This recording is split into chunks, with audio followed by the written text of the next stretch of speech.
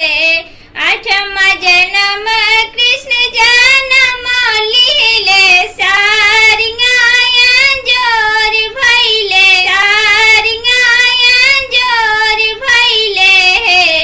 आहे मई कहाँ माही बाजेलन बधाई ललना जी के सोहार है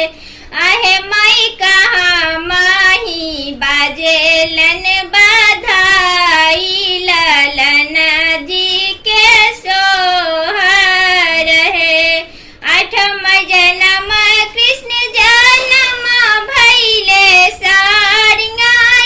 जोर भैले सारियां जोर भैले आहे मई मथुरा में बाजेलन बधाई ललना जी के सोहार है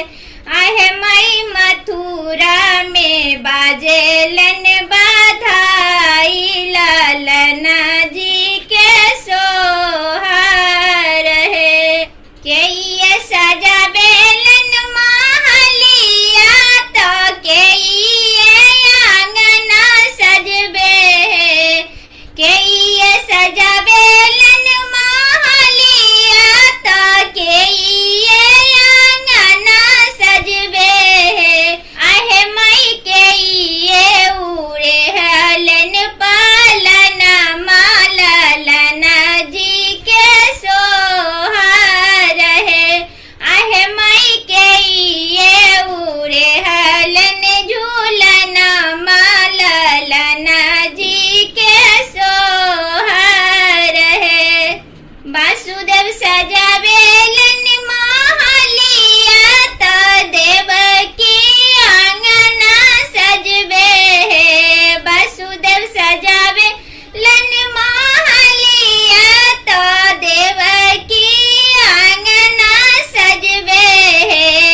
आहे मई नंदा किशोर उरे हलन पालना माललना जी के सोहार है आहे मई नंदा किशोर उरे हलन झूलना माललना जी के सोहार है के ये लुटा बेयन धन सोना माता के ये कंगना लुटबे के ये लुटा बेयन धन सोना माता के ये कंगना लुटबे आहे मई के ये लुटाबे हीरा मोती ललना जी के सोहर ललना जी के सोहर है वासुदेव लुटाबे धन सोना माता देवकी कंगना लुटबे आहे मई नंद किशोर लुटाबे हीरा मोती ललना जी के सोहर ललना जी के सोहर है आहे मई नंद किशोर लुटाबे